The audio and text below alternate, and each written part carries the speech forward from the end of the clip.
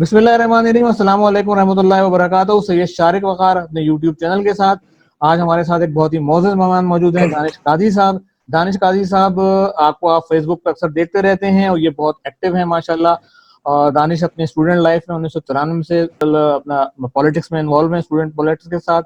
और इसके अलावा आईबीएस से दानिश एमबीए हैं और चार्टर्ड के मीडिया एक्टिविस्ट हैं। और आज अब इनका एक बहुत ही पॉपुलर जो है, जो हमारे प्रोग्राम का जो है मौजू भी है, उसमें हम उस पे बात भी करेंगे कि सूबा तो बनेगा। Danish very warm welcome. और दानिश से गुफ्तगू का आगाज करते हैं। दानिश, क्या है इस पीछे, आपके पीछे क्या विजन है जो आप ये बात कर रहे हैं कि सूबा तो बनेगा? सर देखिए, मैं जब से जवान हुआ हूँ मैं ये सुनता आ रहा हूँ कि कराची के मसाइल हल नहीं हो रहे, हल नहीं होते। और हमेशा से मैंने क्या देखा है कि एक निगोसिएशन हो जाती है और हड्डी बोटी देके काम गुजारा कर लिया जाता है। कभी 2 मिनिस्ट्री दे दी जाती है, कभी 4 मिनिस्ट्री दे दी जाती है। और जहां पर जब मैं देखता हूँ कि 70% हमें हमारा हक मिलना चाहिए, कुछ भी नहीं मिलता उसके अंदर। तो मैंने बहुत सालों तक जो रिसर्च करी, उसके बाद मैं कुछ सालों पहले तक इस कंक्लूजन में पहुंच गया कि कराची का मसला अगर परमानेंटली हल कराना है तो आपको एक सेपरेट प्रोविंस की जिद्दोजहद करनी पड़ेगी। हम पाकिस्तान के अंदर रहते हुए हमें एक सेपरेट प्रोविंस पे काम करना पड़ेगा, क्योंकि जो सिंध अर्बन और रूरल की डिवाइड कर दी गई है 1973 के आइन के तहत, और फिर बाद में उसको 18 अमेंडमेंट के थ्रू रीइंफोर्स कर दिया गया है, उसको हिलाने का बस अभी ही तरीका है। क्योंकि देखें, रूरल सिंध में कभी भी अर्बन सिंध की रिप्रेजेंटेशन इलेक्शन नहीं जीत सकती, और उल्टा ही हो सकता है। और रूरल सिंध का जो हशर हम देखते हैं उसमें हमें नहीं लगता कि वो काफी इंटरेस्टेड है कराची को चलाने में। और ऐसा नहीं है कि कोई पहली दफा है। हम तो जब से आंख खोली है, सीएम हमेशा माँ सिवाय एक दफा के जब जाम सादिक अली सीएम थे, या वो एक साहब और थे मुजफ्फर अली शाह, हमेशा से पीपल्स पार्टी का कोई बंदा सीएम के तौर पे रहा है। या तो मेजोरिटी हमने सीएम एक ही जगह से देखा है। तो मैं अब इस कंक्लूजन में पहुंच गया हूँ कि अगर हमने मसले का हल करना है, पाकिस्तान को तरक्की देनी है, तो हमें कौम को जो है वो एक ही नारे पे मुतहरिक करना पड़ेगा, और वो ये है कि सूबा तो बने। और इसी वजह से कंक्लूसिवली जो थिंक टैंक है हम लोग के साथ जो बैठते हैं, मुहाजिर सीनियर लोग हैं, एग्जेक्टिव्स हैं, जो बैंकर्स हैं, जो लोग सामने नहीं आना चाहते सियासत में, वो जहां भी मिलते हैं वो हमेशा ही सवाल पूछते थे कि परमानेंट सोल्यूशन क्या है। तो हमें नजर ये आता है कि अगर हमने सूबे की तरफ जिद्दोजहद पे काम स्टार्ट नहीं किया तो नुकसान ये हो जाएगा कि जो जो एंटी एंटी पाकिस्तान एलिमेंट्स हैं उनको तकवीत मिल जाती है, नेगेटिविटी बढ़ जाती है। तो बेहतर है कि हम सूबे में काम करके अपने हकूक, जो आइन की हमें इजाजत है, जो आइन हमें इजाजत देता है जिस चीज की, उसको रखते हुए हम उसकी तरफ काविश करें और उसको हासिल करने की कोशिश करें। तो अभी जो मुहिम का हिस्सा है, अब मैं बहुत खुश हूँ। कल की जो एक रैली पे कई लोगों ने सवाल पूछा कि आप तक खुश क्यों है। 4-6 महीने पहले जब हमने बात एग्रेसिवली करनी शुरू करी, तो हमें बहुत क्रिटिसाइज किया जाता था कि यार आप क्या फेसबुक पर नारे लगा रहे हैं, ट्विटर पे नारे लगा रहे हैं। मगर मैं शुक्रगुजार हूँ कुछ इकाइयों का जिन्होंने इस चीज को सपोर्ट किया। और आज मुझे मुझे कल बड़ी खुशी हो रही थी कि कराची की रोडों पे वो नारा लग रहा था, जो कि हम फेसबुक पे, ट्विटर पे या कहीं और शोर मचाते फिर रहे थे। तो सो आई एम वेरी एक्साइटेड कि कल जो हुआ है, और मुझे उम्मीद है कि जो सिचुएशन चल रही है, जो मामला चल रहे हैं, उसमें इसका कोई ना कोई मंतकी अंजाम भी मिल जाएगा।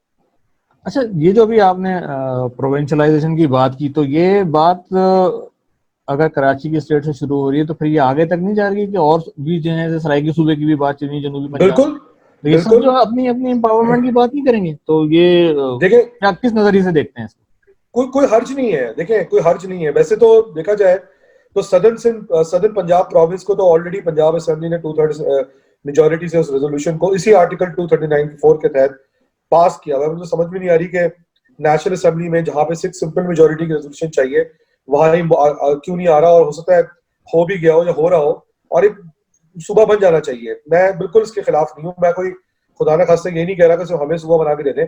मैं समझता हूँ कि पूरे पाकिस्तान में सूबा होना चाहिए। और एक और अगर आप हिस्टोरिकली पढ़ लें तो 1970 तक तो वैसे भी पाकिस्तान के अंदर 12 से 13 यूनिट थे, और ये तो 73 के आइन के बाद 1 यूनिट का जो कॉन्सेप्ट आया था। तो कोई ऐसी अचंभे की बात नहीं है कि पाकिस्तान के अंदर 12, 13, 14 सूबे बनाए जाएं। कोई ऐसी बड़ी बात नहीं। सराइकियों का सूबा होना चाहिए, हजारवाल का अपना सूबा होना चाहिए।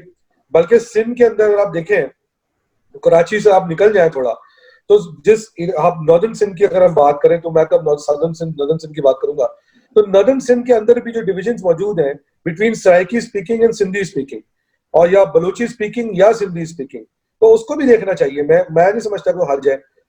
जब अमेरिका आजाद हुआ था तो कोई 2 4 6 स्टेट थे, आज 52 स्टेट्स हैं। इंडिया आजाद हुआ था, एक सूबा था, आज 32 के करीब सूबे हैं। जापान के अंदर 70 के करीब सूबे हैं। तो कोई ऐसी बड़ी बात नहीं है। सूबे बनाने से मुल्क कमजोर नहीं होते, बल्कि मुल्क डिवोल्यूशन ऑफ पावर से मजबूत होते हैं। तो मैं चूंकि कराची में रहता हूँ और मेरी थ्योरी है कि चैरिटी बिगिंस फ्रॉम होम, तो पहली स्टेप हमारी ये कि अपने लोगों के लिए हकूक ले लिया जाए जो शहरी सिंध है, और उसके बाद इंशाल्लाह अगर हिम्मत रही, ताकत रही, जिंदगी रही, तो फिर बाकियों को भी उनके हकूक दिलाए जाए। अच्छा, एक थोड़ा सा शायद हार्ड सवाल लगे, सिंध एक सूबा है, आप ये तफरीक क्यों चाह रहे हैं? आपने ये डिवाइडेड लाइन क्यों कर दी? क्या आप कुछ क्या फील हो रहा है, मतलब ये तफरीक क्यों पैदा कर रहे हैं? ठीक है, देखिए, ये तफरीक हमने नहीं पैदा की। ठीक, ये तफरीक हमने नहीं पैदा की। ये तफरीक 1973 में जुल्फिकार अली भुट्टो ने कोटा सिस्टम लगा के खुद पैदा कर दी थी। अच्छा, उस वक्त ये कहा गया कि जी कोटा सिस्टम इसलिए लगाया जा रहा है कि सिंध के लोग बैकवर्ड हैं और उर्दू स्पीकिंग या महाजर जो थे वो ज्यादा पढ़े लिखे थे, तो उसको कंपटीशन में प्रॉब्लम होती है, तो इक्वलाइज करने के लिए कोटा लगाया जाए। इधर मैं एक चीज की क्लैरिटी करता चलूं, अमूमन हमारे सिंधी भाई हमें बोल देते हैं कि जी लियाकत अली खान ने उनको कोटा लगाया था, और लियाकत अली खान का जो कोटा था वो इसीलिए था कि जब हिंदुस्तान से महाजिर हिजरत करके आए थे तो वो ज्यादा काबिल, ज्यादा लायक थे, क्योंकि वो गवर्नमेंट्स में काम कर रहे थे और उनको इक्वल टर्म्स पे जॉब्स ऑफर हो रही थी यहाँ पे, इक्वल और मोर। तो लियाकत अली खान ने जब ये देखा कि ये ना हो कि कल जो लोकल है, जो इंडिजिनस पॉपुलेशन है, वो पीछे रह जाए, तो उन्होंने उस वक्त उनको इंडिजिनस पॉपुलेशन को अकोमोडेट करने के लिए उन्होंने खुद इस चीज को इंट्रोड्यूस किया था। मगर आप उसकी वो देखिए ना कि 1948 में अगर ये काम हुआ या 49 में, उससे लेकर 1973 तक इंडिजिनस पॉपुलेशन में अपने आप को अपीवल करने का कोई सोल्यूशन नहीं निकाला, और 70 से 74 में जब कोटा सिस्टम लगा है उससे लेकर आज तक भी उसमें कोई सोल्यूशन नहीं निकाला। तो ये जो कोटा सिस्टम डिफाइन किया है, यही अब नीड बन गई है सिंध अर्बन और सिंध रूरल की, कि जिसके बेस पे हम सुबह बांध रहे हैं। और ये डिवीजन हमारा नहीं किया हुआ, ये डिवीजन वो जिस भुट्टो के नाम पे आज तक वोट पड़ रहा है सिंध के अंदर, ये डिवीजन वो भुट्टो साहब खुद करके गए हैं, और इंशाल्लाह उस डिवीजन की रियलिटी अब हमारी जनरेशन या हमारे बाद वाली जनरेशन इसको कामयाब करेगी और उसको उसकी लाइन्स डिफाइन करेगी। आज के करंट स्टेटस पे आते हैं, जैसे भी आपने कहा कि जी ये कराची हाइट्स जो थे, जो वो एजुकेशन पॉइंट ऑफ व्यू से बहुत आगे थे, तो ये कोटा सिस्टम आया जिसमें जो है वो इंटीरियर सिंध के लोगों को जो है आगे प्रमोट किया गया। लेकिन आज की नजर उसमें देखते हैं तो यार लग नहीं आता कि यार एजुकेशन पॉइंट ऑफ व्यू से भी यार जो कराची हाइट है प्योरली वो एक बहुत ही लो लेवल पे आ गया है। और दानिश काजी जैसे लोग जो है, let me finish out, Danish Kazi जैसे लोग जिन्होंने IBS या अच्छे इंस्टीट्यूशन से पढ़ के अपने पर्सनल लेवल पे ग्रो करके आ गए हैं। लेकिन जो हमारा गवर्नमेंटल सिस्टम है उसके अंदर तो जो ब्रीड हमारी अभी क्रिएट हो गई है, वो एजुकेशन पॉइंट ऑफ व्यू से हम कभी बहुत आगे थे, अब तो काफी पीछे नजर आते हैं। क्या कहते हैं, ये जो इतना बड़ा खला पैदा हुआ है ये कैसे पूरा होगा? देखें, पहली बात तो सर एक चीज मैं आपको खुशखबरी सुना दूं। जी जी। जितने कराची के ग्रेजुएट्स हैं माशाल्लाह, वो पाकिस्तान से बाहर बहुत सक्सेसफुली ऑपरेट कर रहे हैं। मैं जिस मुल्क में बैठा हुआ हूँ यूएई के अंदर, उसमें हमारे IBA के कोई 1000 एलुमनाई काम करते हैं, 1000।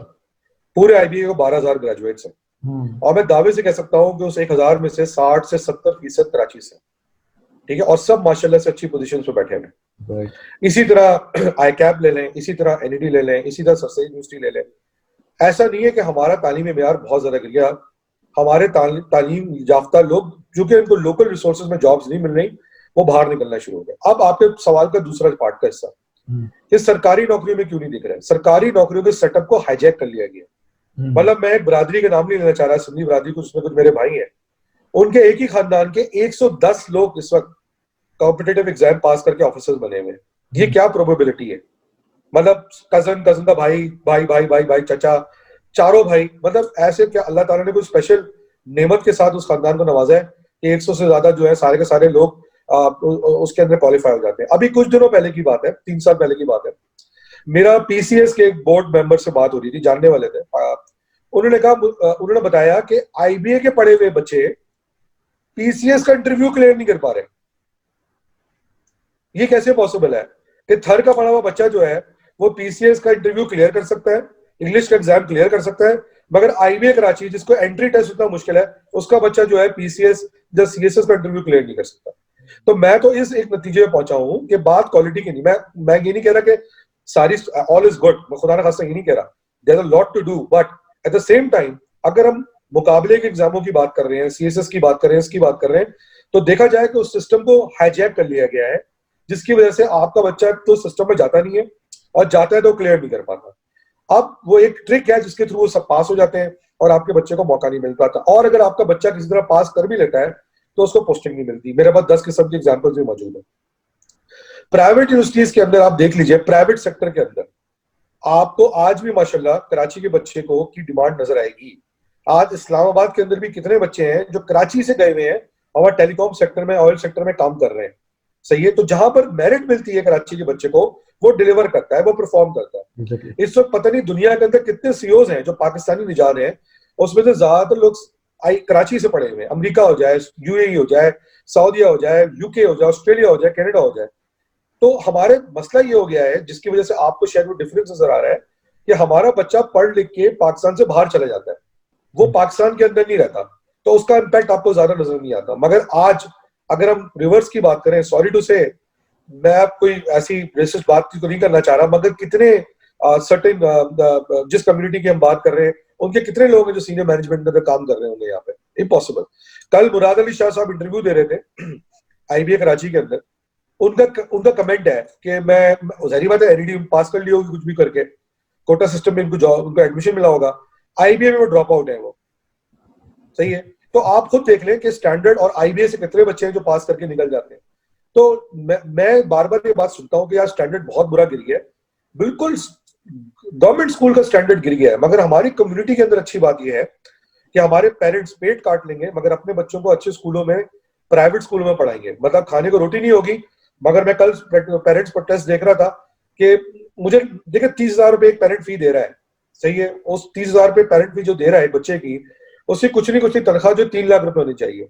मगर एक बंदा अगर 2 लाख रुपए करा के 30,000 रुपए दे रहा है, तो वो अपने पेट काट के उस बच्चे को तालीम दिला रहा है। तो बिल्कुल सरकारी निजाम खत्म हो गया होगा, मगर जो प्राइवेट सिस्टम है उसमें हमारे बुजुर्गों ने हमें पढ़ा के यहाँ तक पहुंचा दिया। और मैं बिल्कुल भी वो नहीं हूँ, जो आप जो हमारे साथ ज्यादती हुई है वो ये हुई है कि हम पे कोटा सिस्टम लगा लगा के वो अपॉर्चुनिटीज इतनी कम कर दी गई हैं कि आप सोच नहीं सकते। मैं आपको एक आखिरी एग्जांपल देता हूं। अभी मैं आपको एक और ब्रेकिंग न्यूज देने जा रहा हूं कि आईबीए कराची के अंदर पूरा बोर्ड पीपल्स पार्टी ने हाईजैक कर लिया है, पूरा का पूरा बोर्ड। मैं आपको, मुझे पास किसी ने उसका मेमोरेंडम व्हाइट पेपर भेजा, मैं आपको अलग से फॉरवर्ड कर दूंगा। इस वक्त 9 बोर्ड मेंबर पीपल्स पार्टी के बैठे हुए आईबीए के बोर्ड के अंदर, और पेट्रन सीएम साहब है। तो आप लगा लें 1 2 4 इंस्टीट्यूट बचे हैं कराची के अंदर जिनका नाम है, जिसकी वजह से हमारे बच्चों को मेरिट पे अपॉर्चुनिटीज मिल जाती हैं, अब उनको भी हाईजैक करके खत्म करने का प्लान है। तो ये कहना कि बिल्कुल ही स्टैंडर्ड खराब कर दिया, एक जमाने में हुआ, मैं मानता हूं सियासी तौर पे इन्फ्लुएंस हुआ, इंटरफेरेंस हुआ, मगर मैं कई उन लड़कों को भी जानता हूं कि जिनको इंटरफेरेंस से पास करवाया गया, मगर वो आज वैसे भी माशाल्लाह से अमेरिका में या यूके में अच्छी अच्छी नौकरियों में मामूर है। अगर वो बिल्कुल ही लफंगे होते तो शायद वहां भी कुछ नहीं कर पा रहे। अच्छा, ये चलने बहस को थोड़ा सा और आगे बढ़ाते हैं। अभी जो I am also graduate in 89, ठीक है ना, वो उस फेज को जो मैंने देखा है कि एक बदतरीन नकल थी उसके अंदर। और जो हमें मौका मिला प्रोफेशनल लाइफ में आने का और प्रोफेशन में पढ़ा, फिर जाके अपने आप को ग्रो किया, तो उसका जिम्मेदार आप किसको समझते हैं? आप समझते हैं कि ये वो भी इंटीरियर से आके लोगों ने करवाया? सॉरी टू से, नकल पाकिस्तान नहीं, देखिए नकल हाँ नहीं, देखिए मैं तो खैर 89 में बहुत छोटा हूँगा। हाँ, मैंने तो आई थिंक 9th का एग्जाम दिया है 92 में। अच्छा, सही है, देखिए नकल का जो कल्चर है वो यूनिक नहीं है कराची के लिए।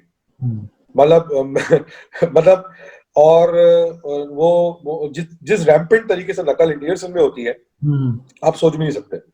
ठीक है, मैं अगर नकल के कल्चर के खिलाफ हूँ और उससे नुकसान जरूर पहुंचा, मगर वो कोई ऐसा नुकसान नहीं था कि उसे टोटली, मतलब कुछ लोग जरूर भेंट चढ़े उसके, मगर हम भी उसी दौर में पड़े और हमने उस दौर में अपने आप को सर्वाइव किया। तो मैं ये नहीं कहूंगा कि वो कोई सही था, गलत था, उसको रुकना चाहिए था, और जहां भी हुआ उससे अपने आप को नुकसान हुआ। बट मैं समझता ही हूँ कि कराची का जो यूथ है वो इतना स्ट्रीट्स, मतलब प्रैक्टिकल लाइफ की बात करते हैं सर।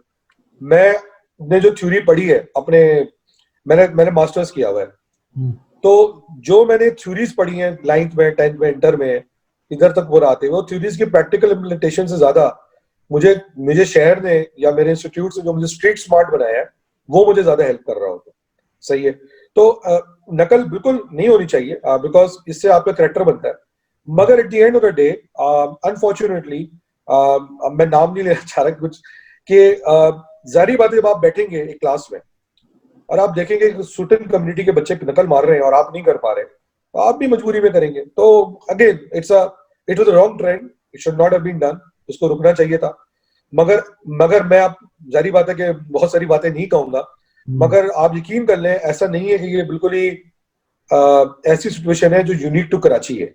या मैंने इंटीरियर में पोस्टिंग्स की हैं, मुझे पता है, मेरे कई दोस्त नॉर्दर्न पाकिस्तान से हैं, यानी पंजाब से भी हैं, केपी के से भी हैं, तो ऐसा नहीं है कि वहां सिस्टम नहीं चलता। बूटी का सिस्टम किसी न किसी फॉर्म पे हर जगह चल ही रहा होता है। अच्छा, अभी इधर बात करते हैं। अभी जैसे कराची पे ये बड़े अरसे से एक डिबेट चलती आ रही है, कराची बहुत टैक्स देता है और कराची को उसका ड्यू शेयर नहीं दिया जा रहा। बड़ी डिबेट फेसबुक पे भी बहुत चल रहा है। जी, वो जो 80% रेवेन्यू कलेक्ट करके दे रहा है वो 80 नहीं है। जो अभी टैक्स डायरेक्टरी देखी उसमें पूरे सिंध में जो कंट्रीब्यूशन आ रहा है, नहीं पूरे पाकिस्तान में जो सिंध का कंट्रीब्यूशन है वो 35% आ रहा है। क्या कहेंगे? 44 है रिपोर्ट के हिसाब से। अच्छा, 44 चले, उसको आपने करेक्ट जी किया। तो मतलब वो जो एक आ रही थी क्लासिफिकेशन थी कि पूरा कराची जो है वो पूरे पाकिस्तान के टैक्स कलेक्शन का 80 दे रहा है, तो उसमें तो लोगों ने आर्गुमेंट करना शुरू कर दिया। तो क्या कहेंगे, ये फिगर में फजिंग है? पहली बात करेक्ट कर लेते हैं, ये इनकम टैक्स की रिपोर्ट है। जी जी, सही है। और पाकिस्तान का जब रेवेन्यू कैलकुलेट होता है वो इनकम टैक्स के अलावा भी होता है। एग्जैक्टली। जब आप 70% रेवेन्यू की बात करते हैं उसमें आप जीएसटी की भी बात कर रहे होते हैं, ड्यूटीज की भी बात कर रहे होते हैं, प्रोविंशियल टैक्सेस की भी बात कर रहे होते हैं, और भी बहुत सारे डायरेक्ट इनडायरेक्ट टैक्सेशन है। और सबसे बड़ी बात तो ये है कि जो आपकी इकोनॉमी में आप जो खरीदारी करते हैं, कंज्यूमर बाइंग करते हैं, उसमें जो जीएसटी है, सही है, तो वो जीएसटी काउंट नहीं होता उसके अंदर। तो अगर 3 करोड़ की आबादी है तो 3 करोड़ के हिसाब से बाइंग भी कर रही होगी, तो वो सब इसमें काउंटेड नहीं है। पहली बात तो जरा समझ लेते हैं, this is only your income tax. अच्छा, उसके अंदर जो डेफिनेशन है कॉर्पोरेट टैक्स की, वो भी कॉर्पोरेट इनकम टैक्स की बात हो रही है, वो बाकी ड्यूटीज की बात नहीं हो रही जो कंपनीज पे कर रही होती हैं उसके अंदर। अब देखें, फड्डा चल ही रहा होता है। सारे जो हमारे बड़े बड़े पॉलिटिशियन है वो कहते हैं जी मैं अपना टैक्स डिक्लेरेशन 0 दे रहा हूँ या कम देते हैं। लोग कहते हैं यार इसे 4 लाख का दिया है, और वो आर्ग्यूमेंट यही कर रहे होते हैं जी हम तो बाकी इतनी सारी ड्यूटीज में पे कर देते हैं, जो कि आपको इस फॉर्म पे डिक्लेयर करने की जरूरत नहीं है, उसके फॉर्म्स अलग है। उसमें जो उस रिपोर्ट के अंदर जो ऑब्जर्वेशन की बात है वो ये है कि कराची की जो सिंध की पॉपुलेशन दिखाई गई है, वो सिंध का जो सिंध के टैक्स नेट दिखाया गया है वो तकरीबन 34% है। 44% उस 27% है सिंध का कंट्रीब्यूशन वो लोगों का जो डिक्लेयर कर रहे हैं, उसमें इंडिविजुअल्स भी हैं और कंपनीज भी हैं। सिंध की पॉपुलेशन पाकिस्तान के 27% नहीं है, पहली बात तो ये क्लियर कर लेते हैं। उसमें जो पंजाब के लिस्टेड दिखाए गए वो 60% दिखाए गए। वो 60% जो लोग डिक्लेयर कर रहे हैं टैक्स, वो पूरे मुल्क को 34% दे रहे हैं, और आपके 27% 44% दे रहे हैं। जो परेशान कुन बात है कि केपी के जो सिंध जितना हिस्सा लेता है एनएफसी के अंदर, वो सिर्फ 6% डिक्लेयर कर रहा है, और बलूचिस्तान सिर्फ 2% डिक्लेयर कर रहा है। उससे ज्यादा कश्मीर कर रहा है शायद इसके अंदर। ठीक है, तो ये समझ लें कि ये पहली बात तो ये इनकम टैक्स की रिपोर्ट थी, इसको मैनिपुलेट करने की कोशिश की गई है। उन्हीं दिनों में, अभी पिछले दिनों एक बिजनेस रिकॉर्डर का आर्टिकल छपा है, उसमें उन्होंने ये बताया है कि 54% जो आपकी एक्सपोर्ट रिसीट्स है या जो एक्सपोर्ट्स हैं वो पाकिस्तान की कराची से हो रही है। Lahore is only giving 27%। Sialkot जिसको हम कहते हैं वो पता नहीं कितना बड़ा शहर है एक्सपोर्ट्स के अंदर, it is only contributing 6% of your export receipts. तो ये तो अगर आप जब 65 से 70% की बात करते हैं, तो that is the whole amount of money which you collect as a revenue which contributes to that 5 trillion और 6 ट्रिलियन जिसकी बेस पे आपका बजट बन रहा होता है। अगर आप मेरी बात को वेरीफाई करना चाहें तो जो ये अमाउंट दिखाया गया है इनकम टैक्स कलेक्शन का, सीधी बात कर लेते हैं, अगर कराची को दिखाया गया है कि ये करीब कोई 400 बिलियन कर रहा है एंड दैट इज 44%, तो क्या पाकिस्तान सिर्फ 1 बिलियन 1000 बिलियन टैक्स जमा करता है? आपका बजट तो 5 ट्रिलियन का बनता है ना, 6 ट्रिलियन का बनता है। तो this is only 1 trillion of that, so this figure is a wrong connotation. इसको गलत दिखा के गलत कोई पॉइंट प्रूव करने की, बल्कि उल्टा सवाल ये उठता है कि 60% जो टैक्स डिक्लेयर कर रहे हैं वो मिलके सिर्फ 34% क्यों दे रहे हैं, और या 27% मिलकर 44% क्यों दे रहे हैं। और तीसरा सबसे इंपॉर्टेंट सवाल बनता है कि जो केपीके है, जहां पर अभी 150 अरब रुपए की बीआरटी चलाने की कोशिश की जा रही है, वो सिर्फ 6% टैक्स क्यों कंट्रीब्यूट कर रही है उसके अंदर। तो सवाल तो ये उड़ जाते हैं, मगर मसला ये है कि जरा अंडरस्टैंडिंग की बात है। शुरू शुरू में लोगों को, मेरे पास भी सवाल है तो पैनिक हो गए, तो जब हमने रिपोर्ट को देखा, मगर उसमें पॉजिटिव बातें क्या निकली है कि पता ये चलता है कि लालू खेत या कराची के कुछ एरियाज ऐसे हैं जो पूरे पूरे लाहौर से ज्यादा टैक्स दे रहे हैं। लाहौर से ज्यादा टैक्स है। और अगर आप लाहौर की, पंजाब की टैक्सेशन की भी बात करें तो वो बाकी एरिया से ज्यादा आ रही है, लाहौर से नहीं आ रही है जहां से हम बात कर रहे हैं। तो जबकि लाहौर जो है वो कराची के बाद सेकंड बड़ी सिटी माना जाता है। तो ये 70% का जो लॉजिक है, 65-70% का लॉजिक बिल्कुल सही है। चूंकि अब सूबे की बात शुरू हुई है तो ऐसे सारे फिगर्स को अब एक सिस्टमैटिकली अंडरमाइन करने की कोशिश की जाएगी, और अगर हम अपनी तालीम, अपनी नॉलेज को रखेंगे तो हम इन चीजों को आराम से डिफेंड कर पाएंगे। अच्छा, एक बात बताए ना जी, आप अभी जो सूबे की बात कर रहे हैं, तो ये एडमिनिस्ट्रेशन के हम इसी हिरार्की में रहते हुए ठीक नहीं कर सकते? We have management accountant, we have chartered accountant, हमारे पास आईबीए के ग्रेजुएट मौजूद हैं, टर्म्स के मौजूद हैं, तो हम ये एक रेवेन्यू बेस्ड जो है, किसका कितना शेयर है उसको उतना शेड्यूल शेयर दो, ये सिस्टम क्यों नहीं डिजाइन कर सकते? सर, रेवेन्यू आपको कैसे मिलेगा? देखिए ना, 18वीं तरमीम के बाद आपने सारी पावर अपने चीफ मिनिस्टर को दे दी है, ठीक है। पिछले 10 साल के अंदर 18वीं तरमीम आने के बाद सूबे सिंध को 6,500 अरब रुपया दिया गया है। 6,500 अरब रुपया। उस उन्हीं 10 साल के अंदर कराची ने 27,000 अरब रुपया कमा के दिया है पाकिस्तान को। उसमें से 6,500 अरब रुपया जो है वो आपका जो है सिंध को दिया गया है। उस 6,500 अरब रुपए में से कराची को अपने खर्चे निकालने के लिए 280 से 285 अरब दिए गए खर्चे निकालने के लिए। ये कह दिया जाता है जी 125 अरब दिए। ये 125 अरब जब दिए जाते हैं ना तो एक साथ नहीं आते, ये ट्रांच वाइज मिल रहे होते हैं। ये एक साथ नहीं कोई 125 अरब रुपए आपके अकाउंट में डाल देता है। तो ये 285 अरब रुपए कराची की अपटेक, उसको अपकीप करने के लिए, उसके सिस्टम को चलाने के लिए, तनख्वाहें देने के लिए दिए गए 10 साल के अंदर, यानी 28.5 अरब पर एनम। डेवलपमेंट पे यानी तरक्की पे 10 साल के अंदर कराची को सिर्फ 35 अरब रुपया दिया गया। 3.5 अरब रुपए का एवरेज है। 1% नहीं बनता पाकिस्तान के बजट का और या सिंध के बजट का। अगर हम रिवर्स की बात करते हैं, पिछले दिनों में सुन रहा था मुराद अली शाह साहब बैठे के एक जगह कराची को बॉम्बे से कंपेयर कर रहे थे। तो सर एक बात नोट कर लें, कराची पाकिस्तान की जीडीपी का 60, कम से कम नहीं तो 60% कंट्रीब्यूट करता है। 180 अरब डॉलर की जीडीपी है कराची की अकेले। पाकिस्तान की जीडीपी श्रिंक होकर 180 अरब के करीब आ गई है। चले मान लेते हैं वो 50% भी कंट्रीब्यूट करता है।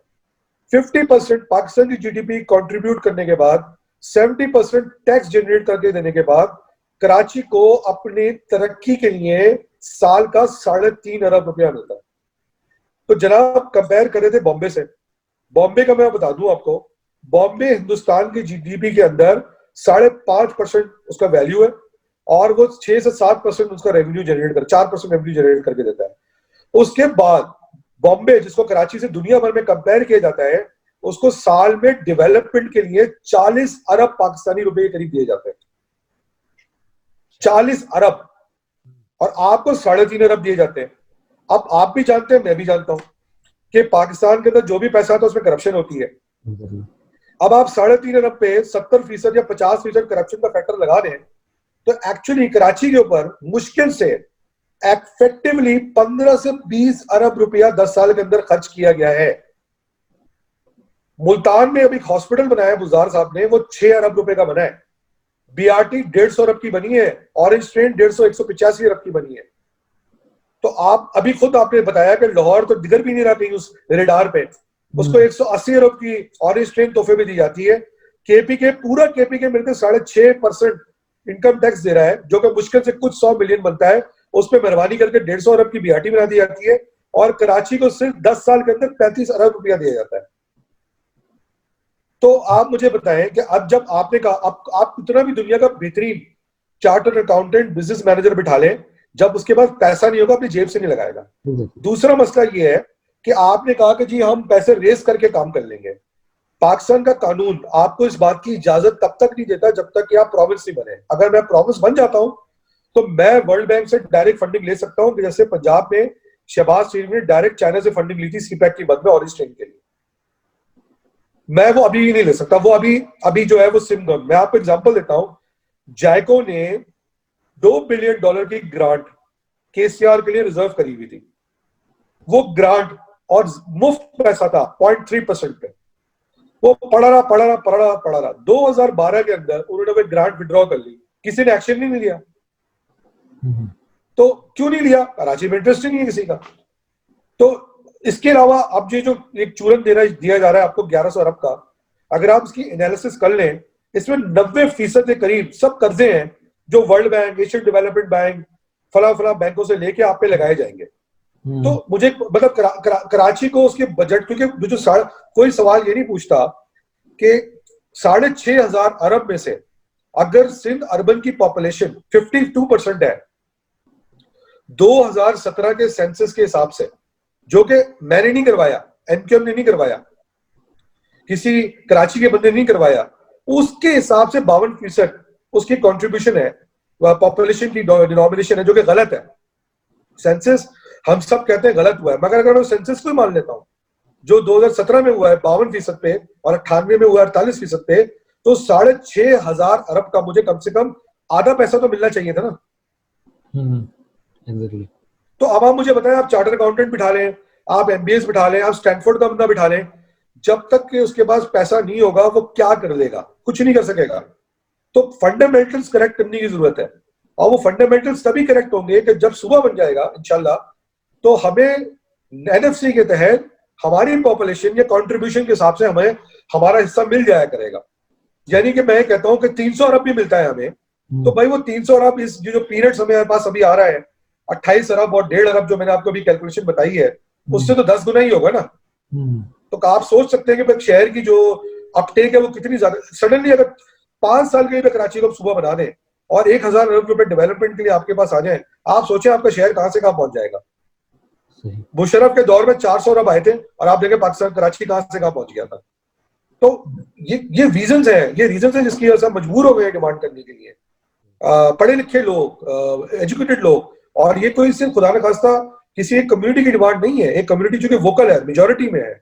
मगर कराची के अंदर जितनी भी कम्युनिटीज हैं जो कराची को लूट के नहीं खा रही है, मैं रिपीट करूंगा, जो कम्युनिटीज लूट के नहीं खा रही है, जिनके वेस्टेड इंटरेस्ट नहीं है कराची के अंदर, जो गाड़ी निकाल के 2 घंटे बाद एक गाड़ी में बैठ के 2-4 घंटे अपने गांव चले जाते हैं, वो सब चाहते हैं कि कराची के अंदर डेवलपमेंट हो, और उनको पता है कि जब तक पैसा नहीं आएगा तब तक कोई काम नहीं हो सकता, और वो सूबे के बगैर आ नहीं सकता। अगर मैं चाहूं भी कि मैं वर्ल्ड बैंक से कोई प्रोजेक्ट लेके आ जाऊं कराची के लिए, मैं नहीं ले सकता, क्योंकि मैं सॉवरेन गारंटी नहीं ले पाऊंगा डायरेक्ट कराची के लिए, वो सूबे के थ्रू होके आनी है। और सूबे के जब आप बात करते हैं वो आपको फिर पता है 70%, 50% करप्शन, फलां धमाका, कौन मानेगा उस बात। अच्छा, अभी जो आपकी बात है, जो हमने बात की कि भाई जी प्रोफेशनल्स के हाथ में भी अगर पैसा नहीं होगा तो कुछ नहीं कर पाएगा, तो क्या ये बात जो है वो मेयर साहब की, क्योंकि भाई इख्तियार नहीं था, उसको जस्टिफाई नहीं करती कि वो नहीं कर पाए कुछ? बिल्कुल, देखें, हम कंपेयर करते हैं, लोग मेयर साहब को कंपेयर करते हैं मुस्तफा कमाल के दौर से। मुस्तफा कमाल के दौर में, मैं ब्लंटली बात करूंगा क्योंकि इनडायरेक्ट बात करने का फायदा नहीं है सॉरी। 4 फैक्टर्स थे जो मुस्तफा कमाल सक्सेसफुल थे अपने दौर के अंदर। एक, फ्रेंडली गवर्नमेंट एस्टैब्लिशमेंट में जो कराची के अंदर दिल से काम करवाना चाहती थी। 2, आपको फंडिंग मिल रही थी, ट्रस्ट था। 3, उनके साथ एक टीम थी ग्राउंड पे जो वो काम करवा सकती थी। 4, इसमें कोई शक नहीं है कि मुस्तफा कमाल एक अच्छे मैनेजर हैं। अब अगर मैं उनको आज से कंपेयर करता हूं, सेंटर में non friendly government, point 1 cancel हो जाता है। पॉइंट 2, फंडिंग है नहीं, मैंने भी आपको इतनी लंबी तमीज समझा दी है। पॉइंट 3, टीम है ही नहीं, क्योंकि एमक्यूएम के खिलाफ इतने खतरनाक किस्म का ऑपरेशन हुआ है। इनके सेक्टर यूनिट ऑफिसर्स, आपको पता है एमक्यूएम जो चलती थी सेक्टर और यूनिट ऑफिसर्स के बेस पे चलती थी, ना सेक्टर्स खुले हुए ना यूनिट्स खुले हुए, तो इंफ्रास्ट्रक्चर उनका डिसेबल्ड है। 4, अब मैं अगर as a manager to manager compare करूं तो मैं कहूंगा कि हाँ, Mustafa Kamal was a better administrator than Wasim Akhtar. But entirely अगर आप वसीम अख्तर पे इल्जाम लगा दें, देखिए मेयर तो एक आदमी होता है ना, मेयर जब कोई पार्टी इलेक्ट होकर आती है तो उसके पूरा इंफ्रास्ट्रक्चर आप साथ में इलेक्ट करके ला रहे होते हैं। जब उस मेयर के पास इंफ्रास्ट्रक्चर ही नहीं है ना, पैसा वो कहां से लगाएगा, उस पर कहां कम करेगा। मैं बिल्कुल पर्सनल कैपेबिलिटीज की भी बात कर सकता हूं, मगर मैंने वहां पर पहले ही कह दिया कि अगर मुझसे इंडिपेंडेंटली पूछा जाए तो administratively one is better than other. उसकी वजह ये भी हो सकती है कि मुस्तफा कमाल जो वो यंग है बाव निस्बतन वसीम अख्तर के। जब वो मेयर बने थे आई थिंक मुस्तफा कमाल की उम्र 33 साल थी, और वसीम भाई जब मेयर बने तो उनकी उम्र शायद 55 साल है या 52 साल है। तो वो एनर्जीज आप 35 साल या 33 साल वाले की, मतलब एमक्यू की गलती ये हो गई थी कि उनको चाहिए था किसी यंग आदमी को मेयर बनाती जो भाग दौड़ कर सकता। मुस्तफा कमाल के पास एक और एडवांटेज था कि ही वाज 33 और 34 जब वो मेयर बने थे, और वसीम भाई जो थे वो विद ऑल ड्यू रिस्पेक्ट जितनी एनर्जीज ला सकते थे वो डाल सकते थे 52 इयर्स की उम्र के, 53 की। मैं ये नहीं कह रहा कि मैं खुद बुढ़ा होने जा रहा हूँ, मगर टू बी ऑनेस्ट ऐसी पोजीशंस पे कम उम्र के लोगों को बनाया जाए। जैसे जंग होती है ना, तो आप जैसे आर्मी है, आर्मी में एक सर्टेन एज के कर्नल को फिर फील्ड पे नहीं भेजा जाता, उसको पीछे वाली सीट पे लिया जाता है। फील्ड कमांडर्स जो होते हैं जिन्होंने लड़ना होता है, कॉम्बैट में जाना होता है, वो एक सर्टेन एज के लोग होते हैं। उसके बाद जब आप वो एज क्रॉस करते हैं तो आपको विड्रॉ कर लिया जाता है पीछे की साइड पे। तो ये एक ऐसी पोजीशन है जिसमें यंगस्टर्स को होना चाहिए था। I think that was one technical error. आखिरी पॉइंट ये, वसीम भाई ने जो 140A के को चैलेंज किया था कि उसकी इम्प्लीमेंटेशन सही तरह नहीं हुई 18वीं तरमीम के बाद सुप्रीम कोर्ट में, मेरी नजर में उसको बहुत पहले चैलेंज कर देना चाहिए था एमक्यूएम को। उन्होंने बहुत, मेरी नजर में थोड़ा लेट चैलेंज किया 2 साल पहले, जिसपे अब जाके हियरिंग स्टार्ट हुई है, जिसका क्रेडिट सारा पीटीआई लेने की कोशिश कर रहा है। वो अगर पहले हो जाता तो शायद, और सुप्रीम कोर्ट उसको थोड़ा स्पीड अप कर देती इंटरेस्ट ऑफ कराची। ठीक है उन्होंने डाली थी पिटिशन, मगर सुप्रीम कोर्ट को भी चाहिए था कि उसको स्पीड अप कर देती, क्योंकि एक बहुत बड़े शहर का मसला था। तो इंटायरली आप उन पर ब्लेम नहीं डाल सकते। फ्रेंचली तो मैंने आपको बिल्कुल खुल के बता दिया कि उनके पास रूम ही इतना नहीं था कि वो बहुत कुछ कर सके जिसपे उनके इल्जाम लगते हैं। तो क्या ये मतलब जैसे भी आपने खुद भी कहा कि क़यादत को ये सोचना चाहिए था कि तो गलती कर गई, तो क्या उस वक्त उनको स्टेप लेके जो है वो नहीं डिलीवर होता तो 1 साल में अंदाजा हो गया था तो स्टेप डाउन कर जाते, उनको डिसीजन लेना चाहिए था। देखिए अगर मैं होता, मैं अपनी बात करूंगा, जारी बात है कि हर बंदे का एक डिफरेंट मेयार होता है। अगर मैं होता हूं, मैं डिलीवर नहीं कर सकता होता तो मैं डेफिनेटली स्टेप डाउन कर जाता। सही है, मगर पॉलिटिक्स में शायद ऐसा नहीं होता। आई थिंक अगर आपको याद हो कि जब वसीम अख्तर की नॉमिनेशन हुई थी एज अ मेयर, तो उस वक्त एमक्यूएम पे 22 अगस्त का वाकया नहीं हुआ था, उससे पहले उनकी नॉमिनेशन थी। और जब उन्होंने ओथ उठाया है तो पहली बात तो ओथ ही देर से उठाया था, करीब को 9 महीने गुजर गए थे। और जब उन्होंने ओथ उठाया है तो एमक्यूएम के खिलाफ एक बड़ा खतरनाक किस्म का ऑपरेशन स्टार्ट हो गया था, और टीम तितर बितर हो गई थी, हम खुद गवाए इस बात के। तो it was a combination of many things. हो सकता है कि ये सब चीजें कंसिडरेशन में हो, जो पार्टी ने समझा हो कि उनको रिजाइन नहीं देना चाहिए। और अब जो 6-8 महीने रह गए थे, 1 साल लग गया था, तो अब तो खैर कोई लॉजिक नहीं थी रिजाइन देने की, क्योंकि it was almost the end. मगर जारी बात है, जैसे कि मैंने कहा कि मैं उनके बिहाफ पे तो कोई बात नहीं कर सकता। अगर मैं हूं किसी पोजीशन पे, मैं परफॉर्म नहीं कर सकूं, तो मैं समझता हूं कि I would resign in person. अच्छा, अगर आते हैं थोड़ा सा ग्लोबल पाकिस्तान की मईशत के हवाले से बात करते हैं। जो भी ये कोविड के हिसाब से एक बड़ा किसी प्रेजेंटेशन चल रही है कि जी दुनिया की बहुत सारी इकोनॉमी जो है वो नेगेटिव में चली गई, पाकिस्तान का सिर्फ 0.2% नेगेटिव में गया। जीटीपी ग्रोथ है वो स्लोली एंड ग्रेजुअली बढ़ रहा है। डू यू थिंक ये सही था? यहाँ तो इतना इतना बड़ा कि भाई लोगों को बैठ गए, कारोबार बैठ गए, अभी भी स्कूल नहीं चल पा रहे, तो ये क्या था? इकोनॉमी रोल करती रही हमारे, मतलब मैं तो इतने सारे अपने जो पढ़ाने वाले लोग हैं वो सबका ये पता चल रहा है वो घर में बैठे हुए, ऑनलाइन तो सारे नहीं पढ़ा पा रहे, स्कूल बंद हैं, सब बहुत सारे लोग जो अपने बिजनेस के कम्युनिटी के लोग हैं वो रोना रो रहे हैं, बिजनेस ठप हुआ है, कुछ हुआ है। तो ये जो फिगर्स आ रहे हैं, ये जो हमें दिखाए गए हैं, ये क्या सिर्फ एक्सचेंज के ये जो डिफरेंशियल है रेट का, उसका बेनिफिट हमें मिल गया है, या वाकई we are in growing comparative औरों से बेहतर हैं हम लोग? बहुत अच्छा सवाल है सर। पहली बात, कॉन्टेक्स्ट में बात कर ले, दुनिया की इकोनॉमी $5.5 ट्रिलियन से श्रिंक करेगी, कर चुकी है, ठीक है। और जहां मैं बैठा हूं, इनकी इकोनॉमी कोई 6 से 7% जीडीपी की नेगेटिव ग्रोथ है। पाकिस्तान की क्योंकि इकोनॉमी कंपेयर की जा रही है पिछले साल से, जो कि ऑलरेडी बहुत नेगेटिव थी। अगर आपको याद होगा, लास्ट ईयर हमारी नेगेटिव ग्रोथ थी, ठीक है। और जो स्टेट बैंक की रिपोर्ट है। तो इस साल की जब बात की जाएगी तो जारी बात है वो पिछले साल से कंपेयर करेंगे, और पिछले साल ऑफिशियली तो आप 0.2 माइनस थे शायद, अनऑफिशियली तो आप उससे ज्यादा पीछे थे। अब जब आप उससे कंपेयर करेंगे तो अब कोरोना की जब बात आती है तो गवर्नमेंट ने बहुत सारी, सबसे बड़ा जो आपका चैलेंज होता है वो ट्रेड बजट डेफिसिट का होता है। आपने चूंकि इतनी ज्यादा इंपोर्ट्स पे कदर लगा दी थी जिसकी वजह से आपका आउटफ्लो ही नहीं बना डॉलर्स का, और इतने सारे पाकिस्तानी, चूंकि कई पाकिस्तानी फारिग होकर वापस आ रहे हैं, तो रिमिटेंसेस इनफ्लो ज्यादा बन गई। कोई कमाल नहीं है ये, इसलिए दो वजह आती है, मैं बताता हूँ क्यों ज्यादा बने। एक तो जहां पे मैं बैठा हुआ हूँ, जो मिडिल ईस्ट जो है, जो भी पाकिस्तान की रिमिटेंसेस आती है, 22 बिलियन डॉलर के करीब, अगर पूरे पाकिस्तान पूरे साल में वर्कर रेमिटेंस 23 बिलियन डॉलर करीब आती है, तो करीब 12-14 बिलियन डॉलर जो है वो सिर्फ इस रीजन से आती है जहां मैं बैठा हुआ। और मैं आपको बता दूं कि कई लोग हैं यहाँ से जो फारिग हुए हैं, जिन्होंने अपने अपने कैपिटल को रीपैट किया है पाकिस्तान के अंदर। उस पे पिछले साल स्टेट बैंक ने रेट ऑफ रिटर्न जो था वो 12.5, 17, 13% रखा हुआ था, जिसकी वजह से कैपिटल जो है पाकिस्तान का इन्फ्लो आया। तीसरी बात ये कि बहुत सारे लोग वापस भी आए। और तो इसको देखते हुए, और चौथी बात ये कि जब डॉलर की वैल्यू गिरी तो बहुत सारे लोगों को अपॉर्चुनिटी मिल गई प्रॉपर्टी में इन्वेस्ट करने की पाकिस्तान के अंदर। क्यों? कि अगर कोई एक प्रॉपर्टी 1 करोड़ रुपए की थी फॉर एग्जांपल, और डॉलर 120 रुपए का था, तो वो जब डॉलर 170 पे चला गया, 150 पे चला गया, तब भी वो प्रॉपर्टी 1 करोड़ की थी। तो मुझे तो टेक्निकली डॉलर पे 30 रुपए बच गए, तो मेरी कुव्वत खरीद बेहतर हुई, जिसकी वजह से कई जो एक्सपर्ट्स थे, they were encouraged to buy properties back in Pakistan, जिसकी वजह से आपको बहुत सारा इनफ्लो पाकिस्तान में आता हुआ दिखा। तो तीसरी बात ये की गवर्नमेंट ने जो एक गलत भी किया कि उन्होंने इंपोर्ट्स बंद कर दिए, और सबसे खतरनाक काम जो उन्होंने किया, उन्होंने ऑयल इंपोर्ट्स पे कदम लगा दी। नुकसान ही हुआ कि जब मार्च के अंदर दुनिया भर में ऑयल की कीमतें गिर गई थी, उस वक्त आपकी गवर्नमेंट की तरफ से इंपोर्ट पे बैन था।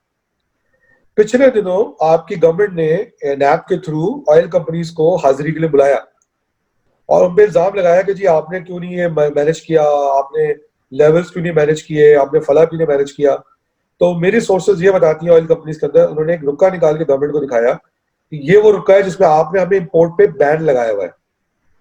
तो जब आपने बैन लगाया हुआ है तो हम इंपोर्ट कहां से करेंगे चीप प्राइस पे?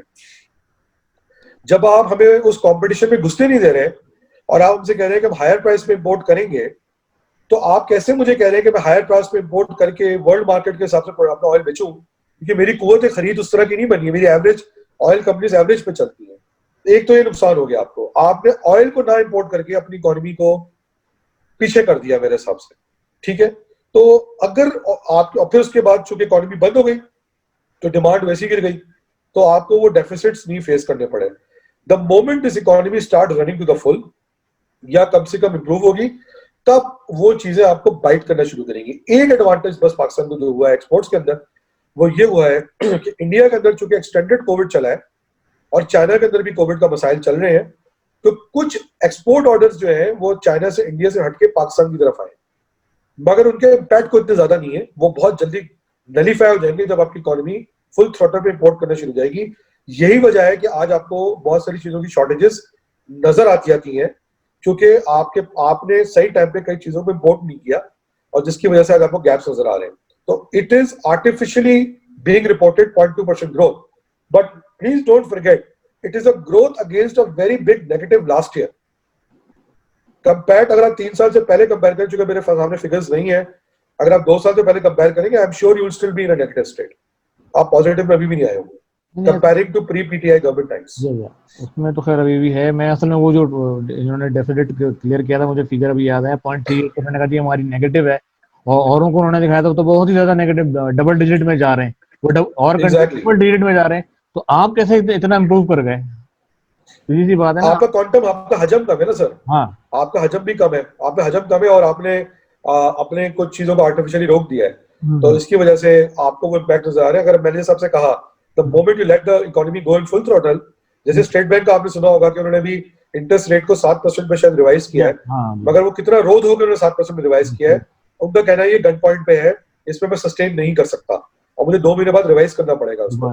तो आपने इंटरेस्ट रेट गिरा के इकोनॉमी को स्टार्ट करने की कोशिश तो की है, मगर क्या you have achieve those levels? No.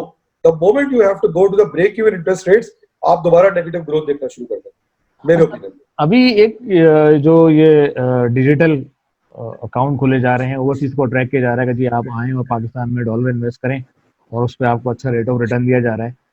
तो क्या जो ओवरसीज पाकिस्तानी हैं उन सबको फॉरेन डायरेक्ट इन्वेस्टमेंट के बजाय आके किसी प्रैक्टिकल बिजनेस में लगे, इस तरफ नहीं जो आपने डाइवर्ट करके आओ जी आओ बस इंटरेस्ट पे कमा के खाते रहो बैठे हुए, ये चीज पाकिस्तान में इंडस्ट्रियल ग्रोथ तो नहीं लाती, ये तो बस सर जिनके पास डॉलर है बेसिकली इजाफा कर रही है। हाँ देखिए बेसिकली इस वक्त जो गवर्नमेंट ये सारे स्टेप्स उठा रही है, चूंकि मेरी एक मीटिंग हुई थी यहाँ पे यूएई के अंदर, जब जो सेंट्रल बैंक के स्टेट बैंक के जो गवर्नर, गवर्नमेंट और जितने भी मिनिस्टर्स आते हैं वो यूएई में आते रहते हैं, वो एक ही रोना रो रहे हैं इस वक्त। जो आपको पता है कि आपका जो डेफिसिट है वो बढ़ जाएगा। अब ये तो इस साल लकी थे कि बहुत सारे मसाइल की वजह से, मैंने आपको जैसे एक्सप्लेन किया, पैसे आ गए। How would you sustain it in the next year और द नेक्स्ट ईयर ऑनवर्ड्स? उसके लिए ये चाहते हैं कि लोग अपना पैसा पाकिस्तान में प्लेस कराएं एट अ कॉस्ट।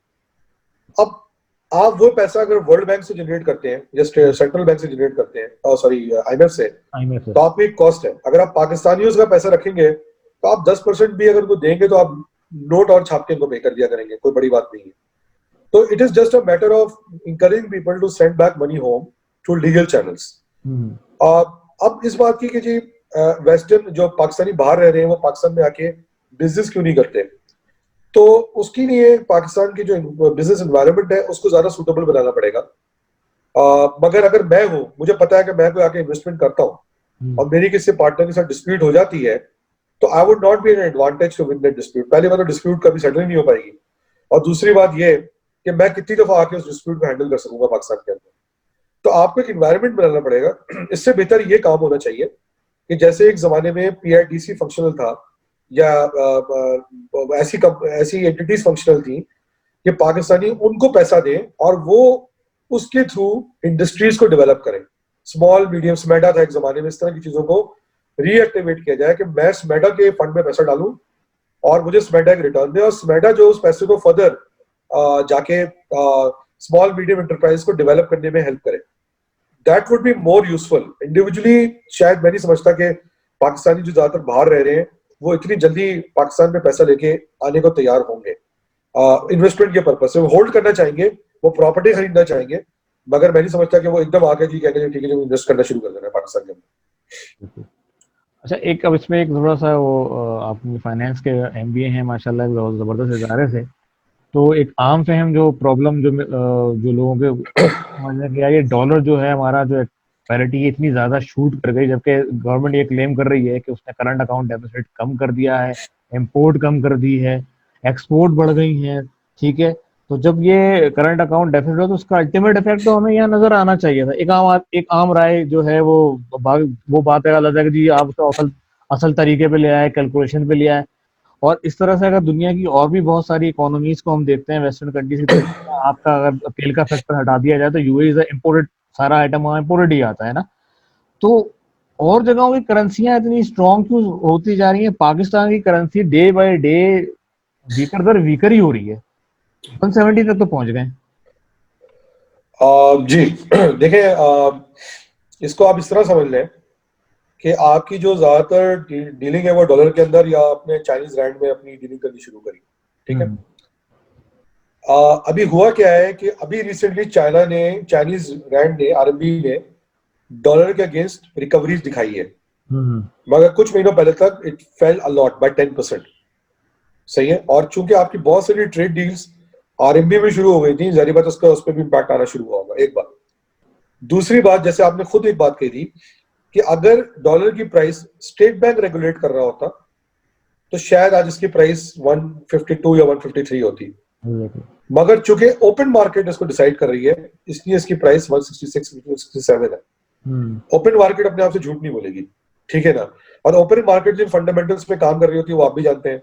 वो सीधा सीधा अगर आप किसी मेमन सेट को बोलोगे तुम बताओ डॉलर की क्या प्राइस सेट करनी है, वो जाके चेक करेगा मुख्तलिफ चीजों से कि मैं इतने डॉलर का, इतने रुपए का कितना गोल्ड खरीद सकता हूँ, क्या खरीद सकता हूँ, वो खरीद सकता हूँ।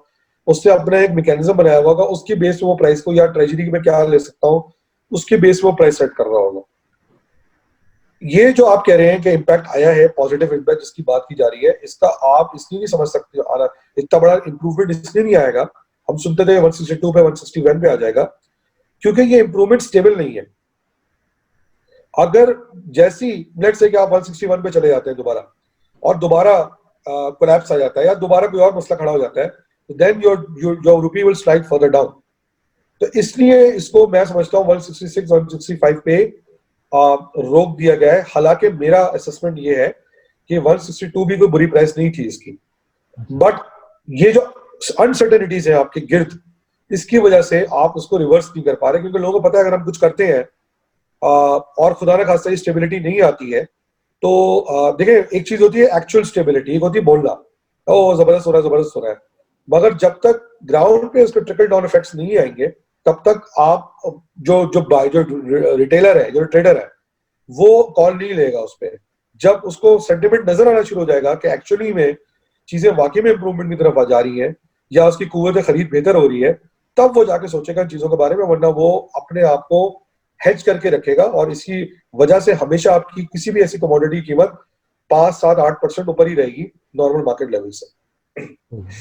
अच्छा, इसका थोड़ा सा मैं चाहूंगा कि आप अगर हमारे व्यूअर्स के लिए कुछ थोड़ा सा ये थ्योरेटिकल एक्सप्लेनेशन पे कुछ बात कर सकते हैं कि ये जो जी जी प्लीज, मैं थ्योरेटिकली ट्राई कर लूंगा, मतलब लोकल मतलब लोकल करेंसी और पाक रुपये और जो डॉलर का पैरिटी है, ये थ्योरेटिकली कैसे डिसाइड होती है?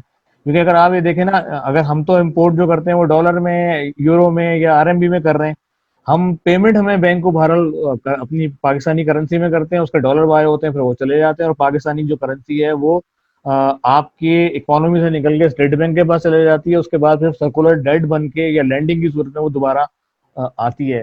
तो ये जो थियोरेटिकल मैकेनिज्म है, अ, और एक जगह बीच में ये भी बात चली थी कि जी करेंसी को और छाप दिया जाए, करेंसी को और छाप दिया जाए तो वो सर्कुलर डेट बढ़ता है तो उस पर रेट पे कोई असर नहीं पड़ेगा। क्या क्या समझते हैं, क्या ये जो मैकेनिज्म है ये क्या है? देखिए करेंसी को छापना के मैं फेवर में हूँ, मगर मैं ये फेवर में हूँ कि 500 अरब रुपए ज्यादा छापो, अच्छा, और कराची पे लगा दो। सही। आप किसी ऐसी जगह अगर उसकी इन्वेस्टमेंट करते हैं उस करेंसी को छाप के, जिससे आपका आरओआई बेहतर होता है, तो उसका नेट इम्पैक्ट आपकी इकोनॉमी में पॉजिटिव ही बनेगा। सही है, मगर अगर आप उसको लेके किसी ऐसे प्रोजेक्ट में डाल देते हैं जो कुएं की तरह है, तो नेगेटिव नेगेटिव ही होगा। आपकी जीडीपी श्रिंक करी है, आपको पता ही होगा ये बात। एग्जैक्टली। आपकी जीडीपी 360 बिलियन डॉलर करीब पहुंच गई थी, जो एक ऑफिशियल जीडीपी है। अनऑफिशियल अनऑफिशियल जीडीपी तो लोग कहते हैं बहुत ज्यादा है, जो आज 280 बिलियन डॉलर्स पे आ गई हुई है। ठीक है ना, तो आपकी इकोनॉमी श्रिंक तो करी है। आप जिस फॉर्मूले की बात कर रहे हैं, जारी बात है मैं इसका एक्सपर्ट तो नहीं हूं, बट मुझे जो छोटी बहुत अंडरस्टैंडिंग है, डिमांड सप्लाई की गेम है। आपने कर्जे देने वापस, और आपने हर साल एक certain amount of dollars purchase करके या खरीद के या रेमिटेंस के थ्रू होल्ड करके आपने वापस करना है। किसको? आईएमएफ को, या जिसको भी वापस करना है। उसकी जो भी कॉस्ट पड़ती है, वो मेरे हिसाब से इस प्राइस को ड्राइव कर रही होती है। और जारी बात है कि जो एक और फैक्टर है, वो ये भी आपको ध्यान में रखना पड़ेगा कि दुनिया के अंदर पिछले कुछ दिनों के अंदर गोल्ड की कीमतें बहुत आसमान से बातें कर रही हैं। और गोल्ड की कीमत, जारी बात है, it's also one driver of setting the value of any currency. तो चूंकि गोल्ड की कीमत भी चढ़ गई है, तो उसकी वजह से भी आपकी करेंसी में नेगेटिव प्रेशर है। तो इन सब चीजों को देखते हुए, जारी बात है मैं कोई एक्सपर्ट तो नहीं हूँ जारी बात है ट्रेजरी का, but all I can say कि जो रिसीट्स आपने बनानी है, it will be drive from 2 3 major factors. कि आपकी कुव्वत खरीद इंटरनेशनल मार्केट में कितनी है गोल्ड के अगेंस्ट, या आपने जो कर्जे वापस करने हैं उसकी कॉस्ट क्या है।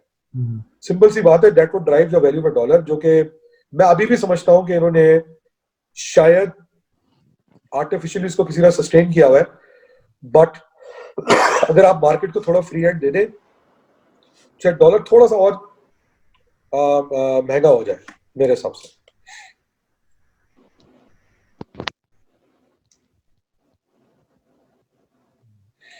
हाँ जी, सही जी अच्छा, अब ये इस सवाल की तरफ आते हैं कि डॉलर पे तो हमने बात कर ली काफी। एक मिनट दीजिएगा। अच्छा, लास्ट में आपसे जो एक बड़ा फ्रूटफुल डिस्कशन चलता चला जा रहा है,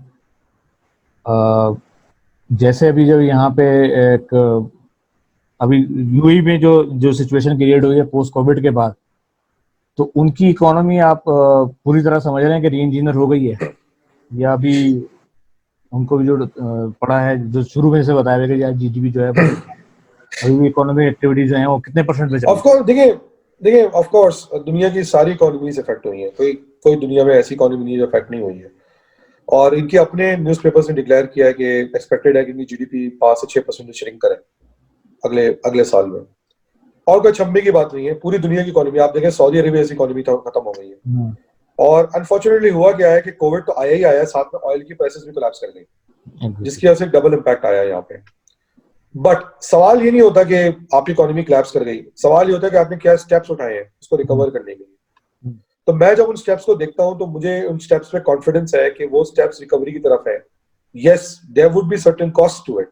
मतलब कुछ बिजनेस के लिए हो सकता है बहुत मुश्किल हो जाए ऑपरेट करना, जॉब से इम्पैक्ट आ सकता है, आ रहा है, ऐसी बात नहीं है, मगर that's how it is everywhere in the world. मतलब यूएई कोई यूनिक नहीं है। मगर जो स्टेप्स लिए हैं इन्होंने इकोनॉमी को रीएनर्जाइज करने के लिए या उसको स्ट्रक्चर करने के लिए या आगे के लिए जो उन्होंने फॉरवर्ड लुकिंग स्टेप्स लिए हैं, मैं समझता हूं कि, और खासतौर पे अगले साल 2021 आ रहा है, तो मुझे उम्मीद है कि उन स्टेप्स को रखते हुए, उन करेक्टिव मेजर्स को रखते हुए या उन फ्यूचर इन्वेस्टमेंट्स को रखते हुए इनकी इकोनॉमी रिकवरी की तरफ जाएगी। But it will take another few months before it can start bouncing back. हमारी एक्सपेक्टेशन ये है most probably first quarter of 2021, most probably around March आपको रिकवरी नजर आ जानी चाहिए, एटलीस्ट दोबारा एक डायरेक्शन में।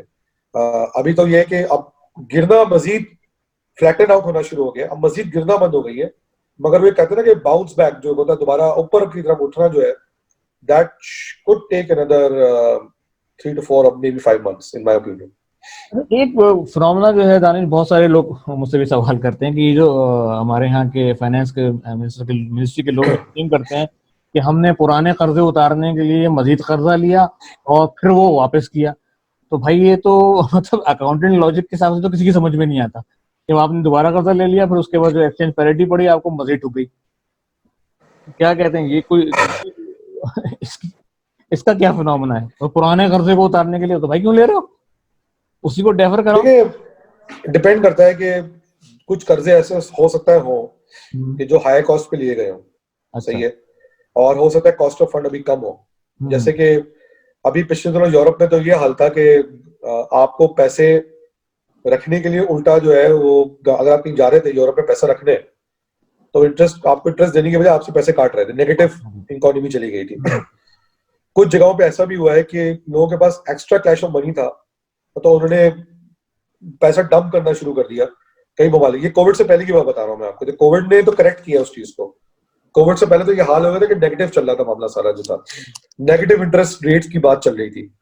तो देखिए अगर लेट्स से कर्जा आपने 8% पे लिया है या 6% पे लिया है, और आपको वो कर्जा जो है 3% में नया मिल रहा है, जिसकी टर्म्स थोड़ी सॉफ्ट है, तो अमूमन कर सकते हैं, आप अपनी पर्सनल लाइफ में भी करते होंगे कि आप लोन रीफाइनेंसिंग वो करवा तो देते चलता हैं, है। और उसको ताकि ताकि आपकी जो कैश फ्लोज, कैश रिसिप्ट्स है साल की, उस पर कम impact. Let's say for example मैंने कर्जा लिया हुआ था 8% पे, और मुझे वो उसकी 3% में रीफाइनेंसिंग मिल रही है, और हो सकता है जो मेरा नया लेंडर है वो कह रहा है कि भाई ये काम करो, तो अब ये 20 साल में दे देना किस्त है। तो सडनली मुझे $300 मिलियन की किस्त देने की बजाय अगर $225 मिलियन की किस्त देनी पड़ रही है या 250 की देनी पड़ रही है, तो उसमें अगर रीफाइनेंसिंग करनी है तो कोई बहुत बड़ी बात नहीं है। तो ये हो सकता है इन शॉर्ट टर्म वो $300 मिलियन आपको इसी टाइम पे देने पड़ रहे हो, जो आपके पास फॉरेन एक्सचेकर में पड़े बिलियन डॉलर्स पड़े हो। तो ये तो खैर जारी बात है, ये अमूमन हम सुनते हैं, मगर कभी कभार ये भी होता है कि कहीं पर फेवर भी मिल जाती है। बट अगेन मुल्क को कर्जे से बढ़ना चाहिए, मुल्क को ऐसे इंस्ट्रूमेंट्स पे काम करना चाहिए कि जहां पर आपको जरूरत ही ना पड़े। जैसे आप कर्जे ले जाते हैं खास तौर पे आईएमएफ से या वर्ल्ड बैंक से, तो आपके ऊपर बहुत सारी कदगने लग जाती हैं, बहुत सारी लिमिटेशन आ जाती हैं। मगर आई थिंक अब हम कर्जे में इतना को डूबे हुए हैं कि हमें कुछ टाइम लगेगा उसको रिकवर करते करते, इतना आसानी से रिकवर नहीं हो पाएगा। और उसकी वजह और भी है कि हमें इकोनॉमी को सही तरह स्पेंडिंग करनी होगी। अगर हम सिर्फ इसलिए कि नहीं, चूंकि मेरी कॉन्स्टिट्यूंसी फॉर एग्जाम्पल अकोड़ा खटक है, तो मुझे चूंकि अकोड़ा खटक में स्पेंडिंग करनी है, तो अब बैठ के किसी को पाकिस्तान में जजमेंट निकालनी होगी कि भाई ये बताओ अगर मेरे पास $1 बिलियन है, मैं किधर लगाऊंगा मुझे आरओआई सबसे अच्छा मिलेगा। और मैं आज भी दावे से कह सकता हूँ कि कराची से बेहतर आरओआई कोई शहर पाकिस्तान में नहीं दे सकता, for various reason. Port city है, वेदर बेहतर है, वर्किंग क्लास की सिचुएशन है, जमीन का मसला नहीं है, ऑल वेदर कंडीशन है। तो चले बारिशें तो अब एक एक्सेप्शनल हो गई है, मगर ये हर दफा तो नहीं होती थी। तो ये सब चीजें देखनी पड़ेगी कि आपने अपने डॉलर को सही तरह स्पेंड करना है। अगर आप डॉलर को जाके एक ऐसी जगह लगा रहे हो जहां उसको रिटर्न कोई नहीं है, ऑफ कोर्स आपकी जीडीपी कभी ग्रो नहीं करेगी, श्रिंक ही करती रहेगी। तो ये फैसले भी, मुश्किल फैसले भी साथ में स्टेट को लेने पड़ेंगे। वरना आप कर्जे कितने भी लेने को कम थोड़ी होते हैं, तो डूबते रहेंगे आप कर्जों में। लेकिन एक्चुअली जो जिस तरह से बैलेंस बराबर हुआ, तो वो तो फिर बेसिकली हमें जो है वो डॉलर का जो डिफरेंशियल है, अगर वो जो आप 8 और 3% वाली पैरिटी बता रहे हैं, 5 की सेविंग आ रही है, लेकिन मेरा ख्याल है कि वो जो टैक्स एंड डिफरेंस था उसने सब कुछ बराबर कर दिया।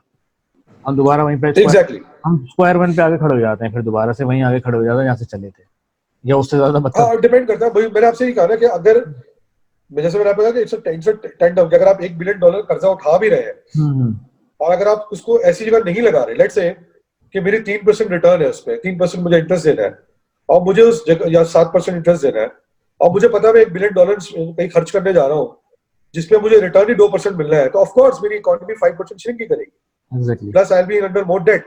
तो आप कर्जा लेना भी ठीक है, इंपॉर्टेंट है, मगर उस कर्जे की सही तरह स्पेंडिंग भी लॉजिक होनी चाहिए उसकी, कहीं ना कहीं पे।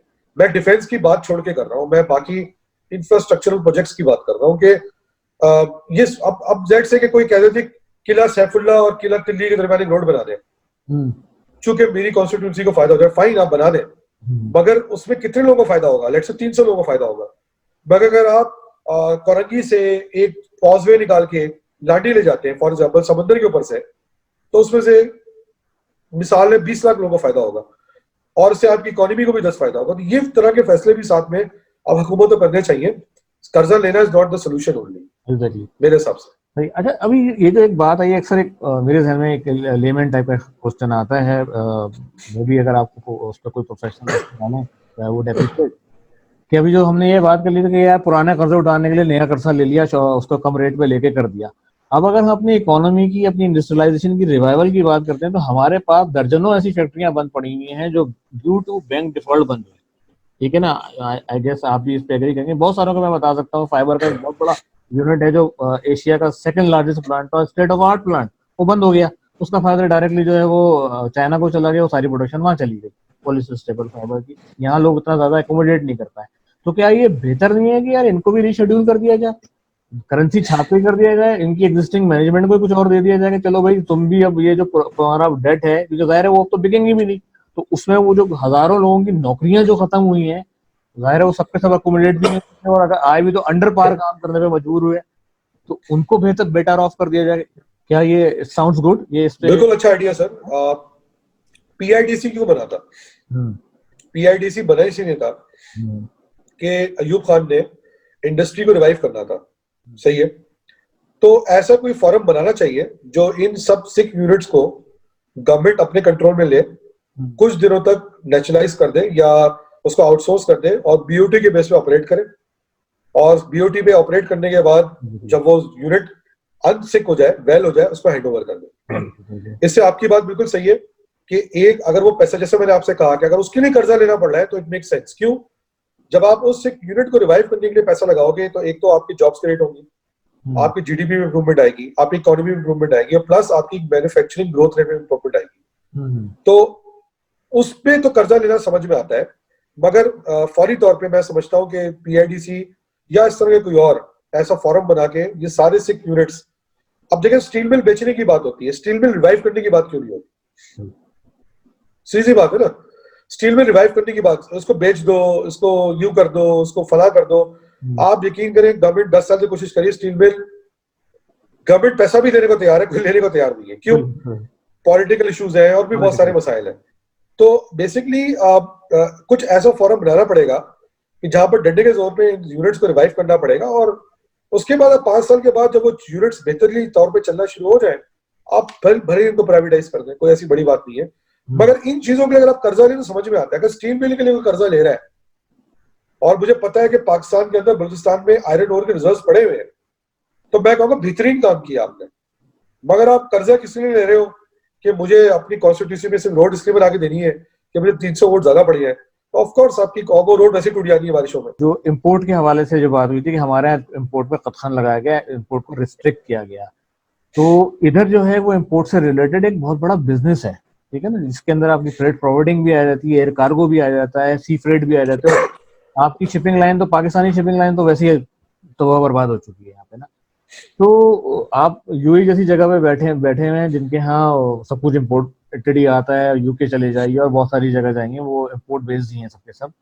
तो क्या ये जरूरी था कि सिर्फ एक डॉलर को कंट्रोल, और डॉलर भी हमसे कंट्रोल नहीं हुआ, वॉट एवर रीजन अबाउट, तो क्या ये जरूरी नहीं, ये तरीकेकार ठीक नहीं है कि हम इसको दोबारा जो है इसको, ज़ाहिर है लोगों के रोजगार भी लगे हुए हैं, वो आते हैं तो उनकी कंजम्पशन भी बढ़ती है, तो इसको ग्रेजुअली दोबारा इसको नॉर्म पे ले आए, या सिर्फ हम अपना करंट सर अकाउंट उन आइटम्स पे और मैं जी देख के खुश होते रहते मैं हैं। उन आइटम्स पे इंपोर्ट पे ओके हूँ जो समझने की जरूरत के आइटम्स है, मगर एक चीज की मैं बिल्कुल फेवर में नहीं हूँ, टू बी ऑनेस्ट। मेरा मुल्क भूखा मर रहा हो और मेरे मुल्क की रोड पे बेंटले चल रही हो या रोल्स रॉयस चल रही हो, this is wrong kind of import, ठीक है। या मेरे बच्चे को खास खाने की रोटी नहीं हो, मगर मैं अपने मुल्क का स्पेशल जो डॉलर है जो इतना इंपॉर्टेंट है, जितनी मुश्किल से जनरेट हो रहा है, उसको मैं कुत्ते बिल्ली के खाने के लिए इस्तेमाल कर रहा हूँ, ठीक है। तो अगर कोई जैसे, मगर मुझे से अभी एग्जांपल देते हैं, स्टेशनरी आइटम्स है, बच्चों को जो स्ट्रगल हो रही है, वो स्टेशनरी आइटम्स अब नहीं मिल पा रहे जो एक जमाने में मिल जाते थे। या कुछ खाने पीने के ऐसे आइटम्स है, कुछ दवाइयां हैं, कुछ ऐसी, अब आपने दवाइयों पे एक्सपोर्ट इंपोर्ट पे कई चीजों बैन लगा दिया है, तो आप जो रैशनल वाली चीजें हैं उन पे आपको इंपोर्ट बैन लगाने की जरूरत नहीं है। मगर आप, ताकि उससे कि आप मिसाल दवाइयों पे बैन हटाते हैं तो जिस इकोनॉमी की आप बात कर रहे हैं वो चलना शुरू हो जाएगी, स्टेशनरी पे लगाते हैं वो चल, मगर आप एक गाड़ी पे इतना पैसा खर्च कर देते हैं जो रोल्स रॉयस है, मतलब मेरे पास, मतलब मैंने ऐसी ऐसी गाड़ियां भी कराची के रोड पे देखी है, मैं कुछ दिन पहले कराची में था, कि मुझे नहीं समझ में आता कि हमारे मुल्क में जहां पर ये हालात है उसमें इन गाड़ियों की जरूरत क्यों है। तो एक स्मार्ट इंपोर्ट लगाना चाहिए। मोबाइल फोन्स पे आपने लगाया सर्टेन, उसमें बिल्कुल सही लगाया आपने एक तरीके से, क्योंकि जारी बात है 3 लाख रुपए का आप आईफोन खरीदने की आप अपने मुल्क में, मतलब वैसी डिस्पैरिटी है इतनी ज्यादा, मगर जो एसेंशियल्स है उन पे इंपोर्ट बैन नहीं लगाना चाहिए, उनको हटा देना चाहिए, रिलैक्स करना चाहिए। जो छोटी छोटी जो भी आइटम होते हैं, इवन जो डेली यूज के, जिससे एक दुकान चल जाती है, परचून की दुकान चल जाती है, या जिससे एक आम आदमी का रोजगार चल रहा है, उन पे नहीं लगाना चाहिए। आई थिंक उस पर गवर्नमेंट, या चॉकलेट्स भी कह रहे हैं आप एक तरह से, चॉकलेट भी इकोनॉमी है, परफ्यूम भी इकोनॉमी है, उससे छोटे खातेदार का काम चल रहा है, आप उस पर थोड़ा रिलैक्स, बल्कि मैं कहता हूँ मोबाइल फोन भी सर्टेन लेवल तक अलाउ कर दें, मगर लग्जरी आइटम्स में बिल्कुल मेरे हिसाब से फिलहाल इंपोर्ट बैन होना चाहिए। गाड़ियां वाड़ी तो महंगी कर दी है इन्होंने, आम आदमी तो रेंज से बाहर ही कर दी है बिल्कुल। गाड़ियां तो उन्होंने, लेकिन फिर भी आ तो रही हैं। सर देखें वो बात है ना, मगर सर फिर भी जिसको आप देखें, अगर आप गाड़ियां बिल्कुल आम लोगों की, और क्वालिटी भी वैसी नहीं है, ऐसी कोई बात नहीं है, मगर मैं ये समझता हूँ कि इन हालात में, अब जैसे जहां मैं बैठा हुआ हूँ, यहाँ गाड़ियों की सेलें गिर गई है बुरी तरह, 10% भी नहीं रह गई। तो मतलब देखिए, कौम को भी प्रायोरिटी करनी पड़ेगी ना, अगर मुझे खाना है, रोटी खानी है, तो मैं अगर सिविक नहीं खरीद रहा हूँ तो मेरे लिए सिविक इंपॉर्टेंट है या मुझे लिए खाना इंपॉर्टेंट है या तालीम इंपॉर्टेंट है, ये सब फैसले भी तो करने हैं।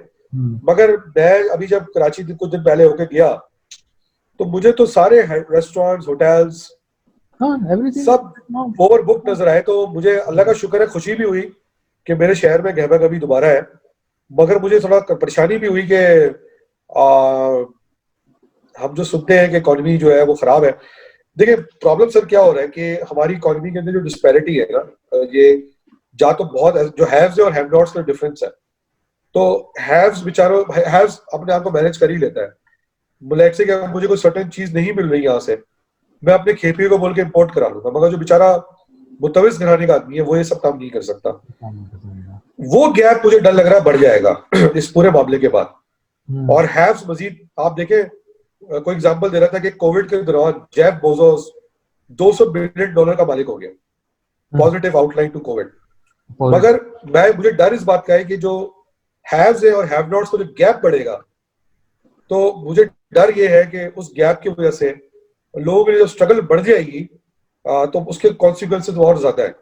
तो कुछ फैसले हुकूमत को चाहिए मैक्रो लेवल पे करे, सब्सिडीज दे, कहीं सपोर्ट करे, वरना अगर ये मिडिल क्लास उड़ जाती है या मिडिल लोअर में चली जाती है तो उसके मजीद नेगेटिव कॉन्सिक्वेंसेज हैं। ये फैसले तो मईशत को देखते हुए हुकूमत को करने पड़ेंगे। फ्रूटफुल आपके साथ डिस्कशन रहा और दिल तो चाह रहा है कि अभी इसको थोड़ा सा और प्रोग्राम करें, लेकिन टाइम इज रनिंग आउट।